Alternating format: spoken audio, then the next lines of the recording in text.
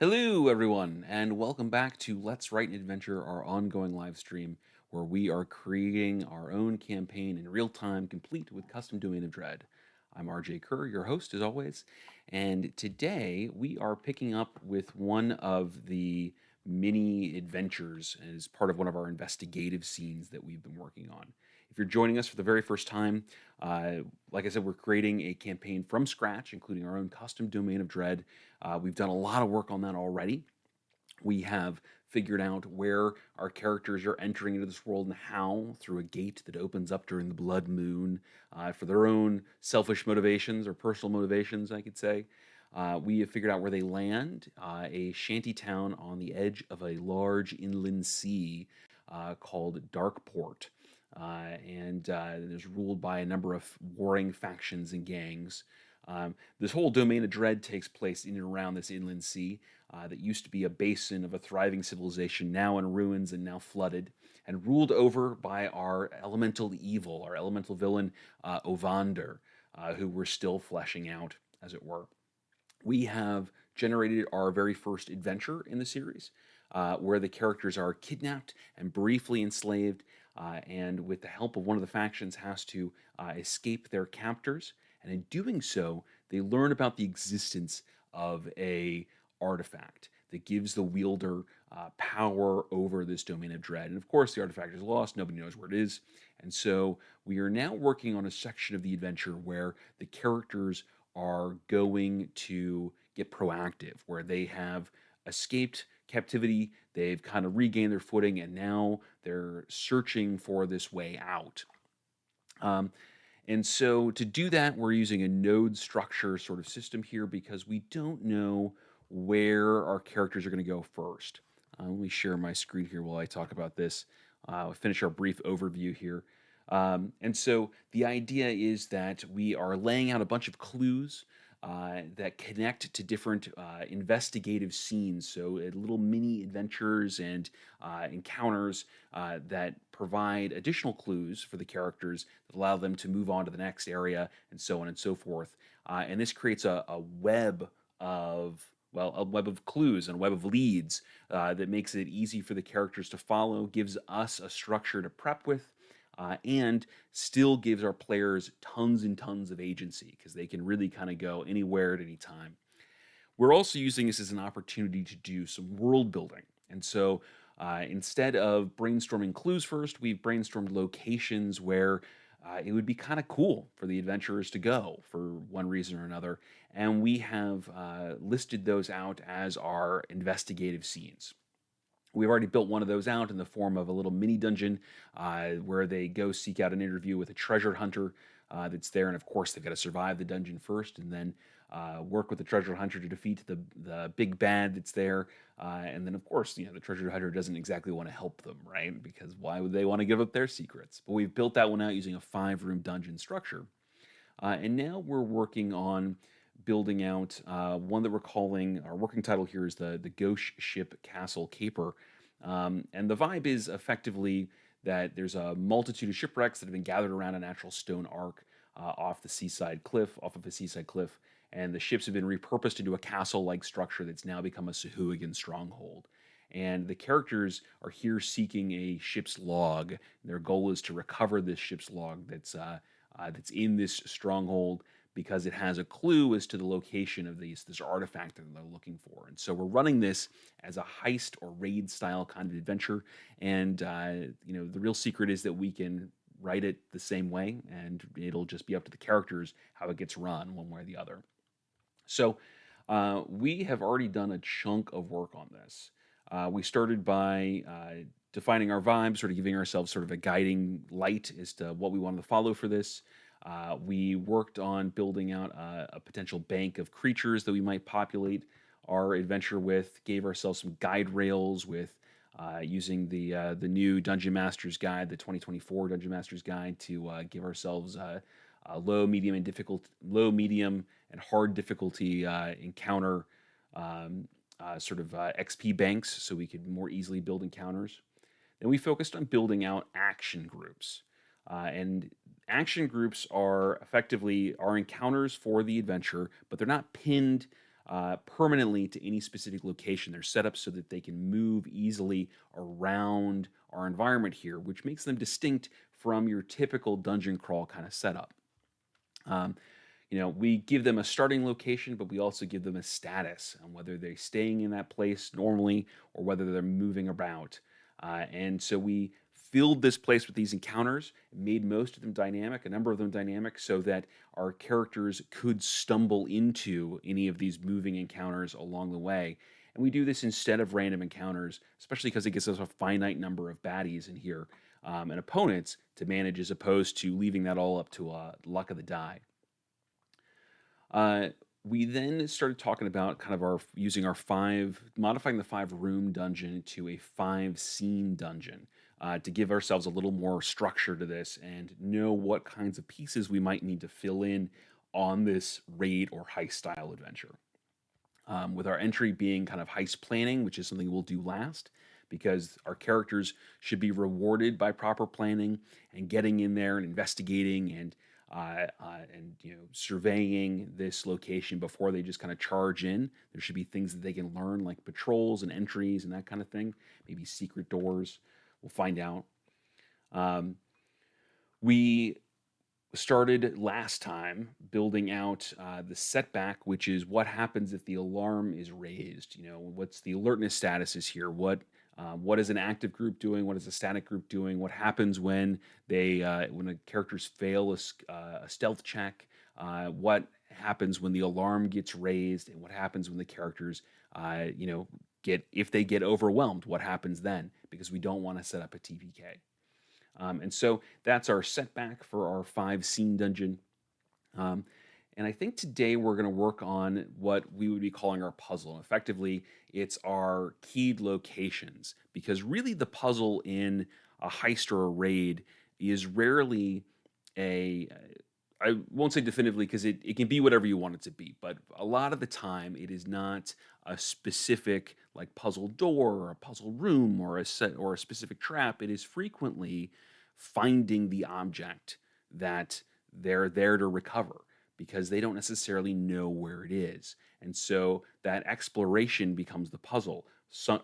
Sneaking around the the location, our setting, without getting caught or without getting overwhelmed by adversaries becomes the challenge.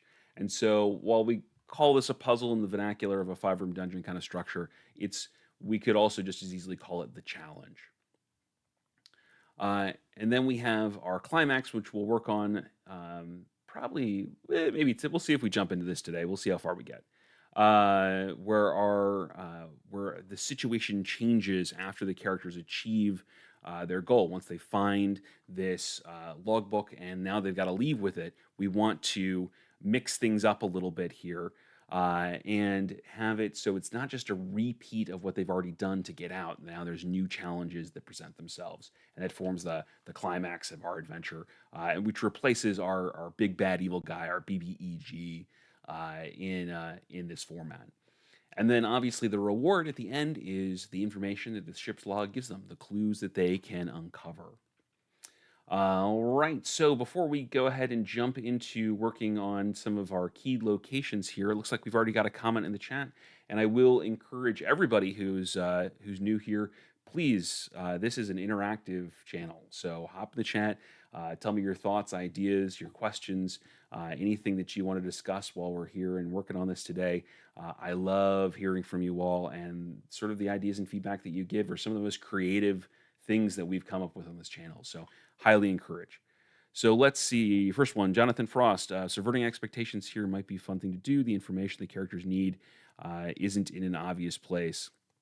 Yeah, that's very frequently a good call. This.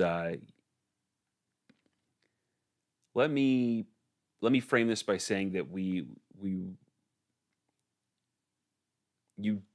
you don't necessarily want to make everything very obvious when you're building out something like this, especially for a heist or a raid style adventure. Just like you're saying, we want to subvert some of these expectations. We want to put some surprises in there. We want to put the perhaps the object somewhere outside of where they might assume that it would be. For example, we have a treasure room in here. It might not be there. Maybe it's somewhere else. Maybe this book is, this ship's log has been sent to a different area. Maybe we need to build in a library in here to act as kind of a red herring um, for a place. That being said, um, we also want to make sure that the characters can follow a certain logic when they're doing this, especially during the heist planning section here. They shouldn't be able to learn everything that they need to know, and they should be rewarded for unusual thinking and looking in non-obvious places for especially important information.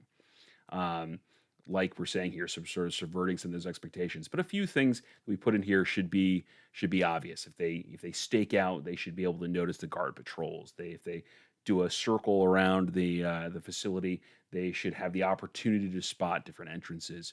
Um, but if they do something like the druid turns into a bird and does a flyby, or you've got an Eric Cocker in the crew who does that, or something along those lines, that maybe they spot something unique from that unique vantage place that gives them a leg up or a bit of extra information.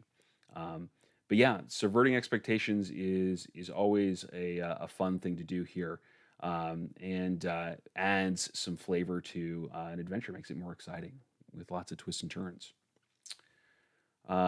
So before I forget about it, I think we are going to add a 15th room in here, and we're going to make this our library because that is an obvious place to look for such a book. And maybe it's there, maybe it's not. The ship's log. Maybe it's somewhere else, or maybe we decide that we don't want to subvert that expectation and that we want that obvious enough that it's there, so that the characters have a clear-cut objective to move towards. We'll weigh the pros and cons of that as we go. Um, but that gives us a 15th room. We're going to put that on our action groups, and then in our flooded area status, and we'll decide what we're going to do for that later as we puzzle through. We may not need to put an encounter in there. We've got a fair number of encounters, and there's nothing wrong with having some empty spaces and places that don't have people in them. You got to give characters a place to hide, a place to go. And so we may even end up cutting some of this back, but always easier to trim than it is to create from scratch when you're playing. All right, so let's see here. Let's go ahead and start working on some of the vibe of these different places here. Because we've already kind of got the encounters pinned in here, so we don't need to work on that too much now, where it's just more descriptive kind of details, giving ourselves toys to play with, as it were, while our adventurers are exploring. So let's see what jumps out at me here. We've got our areas that some are flooded, some are half flooded, some don't have any flooding at all. Let's start with the stone arch, because we've got an idea for that. We're going to say that that's the Boulette Stables, because we had this idea for land sharks mixed with our Sahuagin, because why not? So let's say,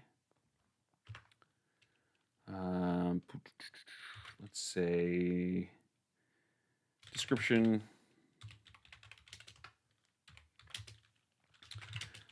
The inside of the stone arch has been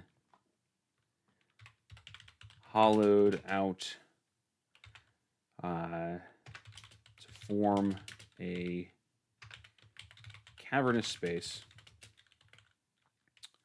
which is now home to the Boulette Stables.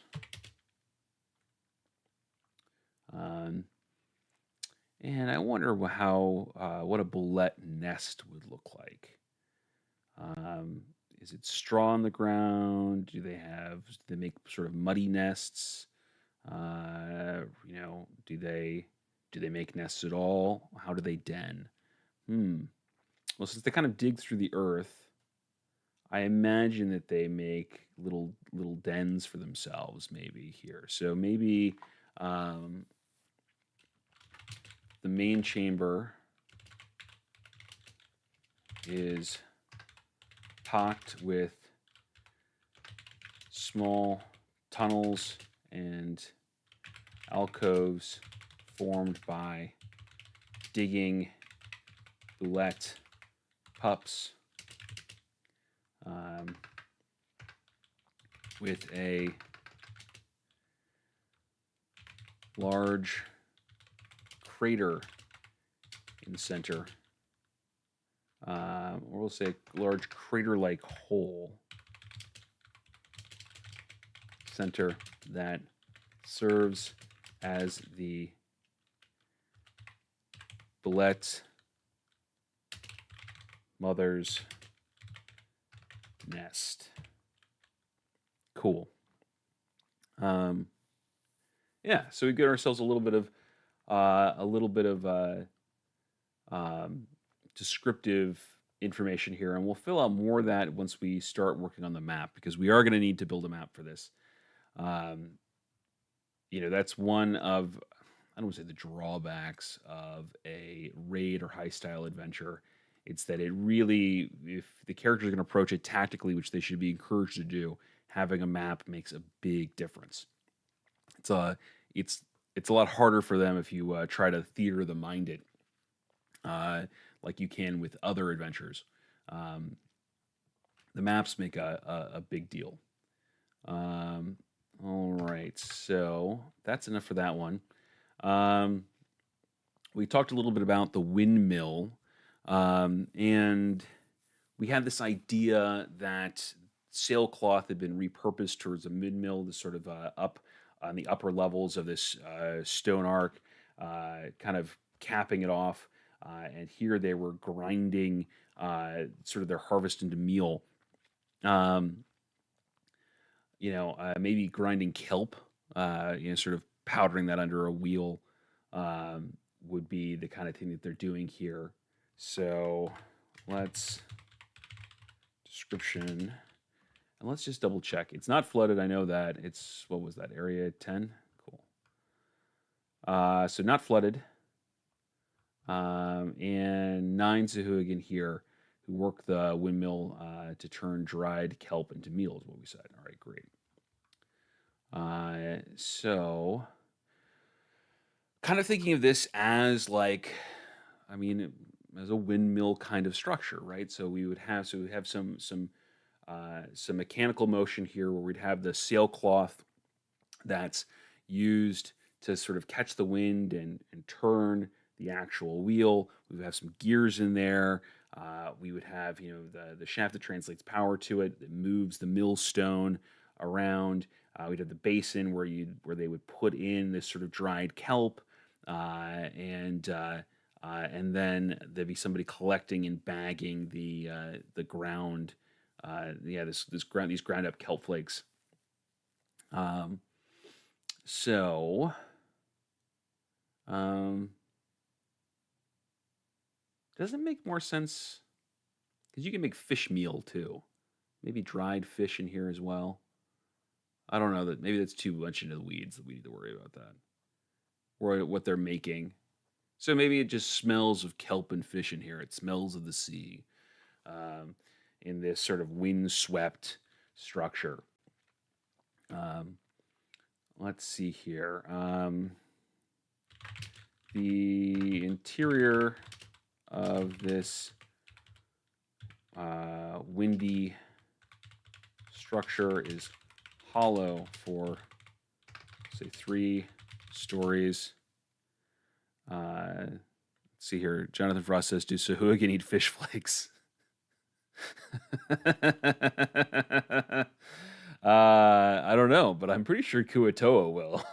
Like, I feel like if you took some of Tetra meal or whatever and ported over some Kuo-toa, they'd eat it right up. Probably create a god out of it. But let's see here. The interior of the window structure of this, the interior of this window structure is hollow for 3 stories. The space is filled with wooden gears and wooden gears that connect the sails to the mill shaft and mill stone. We could then, let's say here, the dried kelp and fish hang from the rafters, waiting to be ground into meal, giving the air a salty, or I would say a briny, fishy tinge, despite the freshness of the breeze. Great. Okay, so we give ourselves a little bit to work with here. So maybe we have curtains of these dried kelp hanging down. So dried kelp and fish hang from the rafters. Well, yeah, so kelp is long and stringy. Maybe it makes sort of curtains, gives us sort of some obstructions in here when we're thinking about it, divides the room up a little bit. But we give ourselves enough of a description to work with, especially for when we're ready to start making the map on this. Let's see what else. I kind of want to make the library flooded. I have this idea for most of the books being written on paper made either out of kelp or written on very thin, carved into very thin plates of shell, what have you. And so we can have sort of these opalescent books with clamshell kind of covers to it that fit into the shelves and the stacks here. And I also think about the fact that one of the things that one of the areas of recreational diving that I worked in for a while was technical diving, and I did a little bit of work in there. I'm by no means an advanced technical diver, but there's extended periods of decompression, and so people bring stuff to do right when they're just kind of hanging out at a certain depth, waiting before they can kind of go up to decompress before they can go up to the next level. And one of the classic things to do is to bring a book, like an old paperback book, because they get soaked and you can still read them underwater. And then when they dry out, they become kind of hard packed and you can't open them. But as soon as they get wet again, you can flip through the pages and they'll hold up for a certain amount of time. It also makes me think about artifacts that you recover from shipwrecks very frequently have to remain in water so they don't decompose. So maybe we have the ship's log down there, and it's in a submerged library, and that's part of what's preserving it. And that the characters bring it up and let it dry out. It becomes inaccessible. They gotta wet it again to kind of access it and get the information out of it. Maybe. It's just an idea. And so let's make the library flooded. Just so we can play around with that. Okay.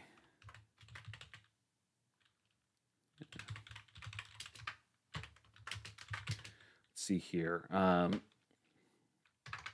This library is completely flooded.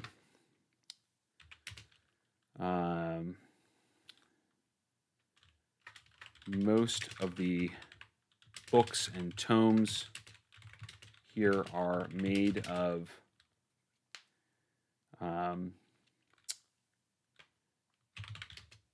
kelp,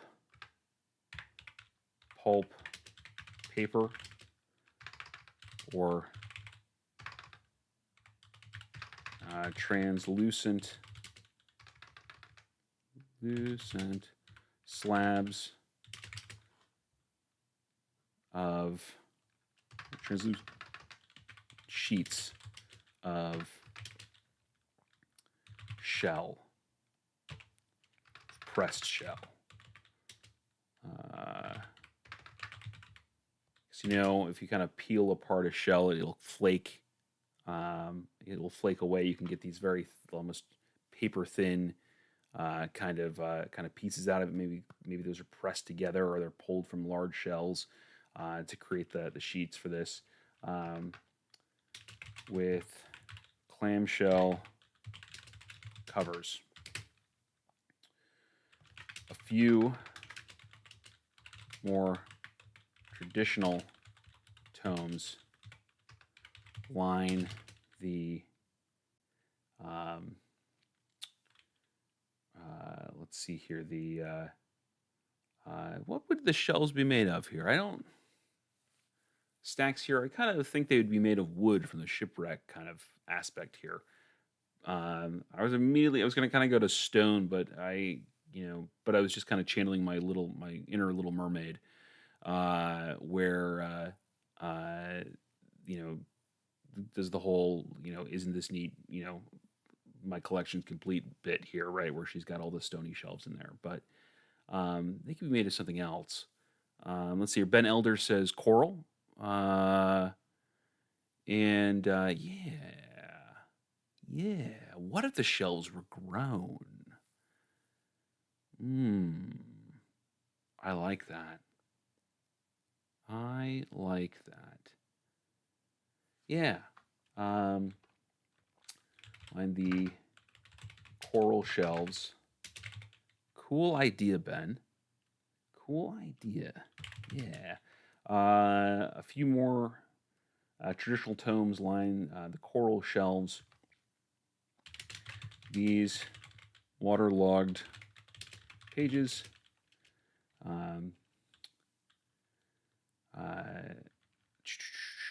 are fragile and easily damaged. Yeah, coral shelves, I like that. And then also that kind of lines up with one of the ideas that Jonathan had on Monday, which was introducing some wildlife into this, right? With the idea of jellyfish and squid and what have you.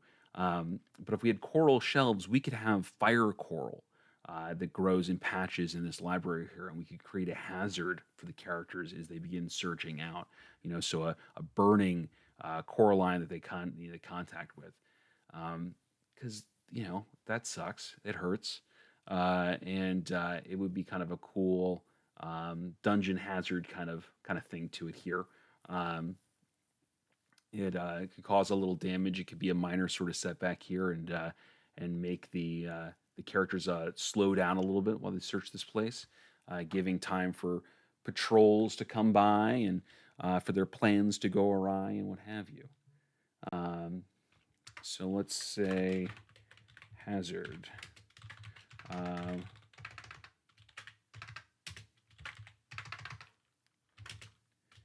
Patches of fire coral grow among the shelves, creating a hazard for the unwary or uninformed. And we'll continue filling that out later, because we'll define mechanically what that does for us. But let's put a note up here into sea life hazards. We're going to make one of those fire coral. TBD. can have it do, acid damage or something along those lines. Um, and just be not a fun time. Cool. All right. Well, with that, we are at our 30-minute mark. So thank you so much for joining me here today on our Wednesday live stream. If you have enjoyed this video, if you like the content, um, then please like, subscribe, leave a comment. All that stuff helps this channel grow, helps me get more visibility, and frankly, helps me stay motivated to keep doing this stuff because it really is fun for me to see that you all are enjoying this as much as I do. I really, really value this time to be kind of just organically creative with you all without a whole lot of structure to it. Just a reminder that we're going to do a special live stream on Friday. That will be our 60th live stream in this series, if you can believe it. And so we're going to be working on this adventure. But I think that we're going to take a break from this particular portion of it, the Ghost Ship Castle Caper, and we're going to talk a little bit about making travel in between these investigative scenes a lot of fun.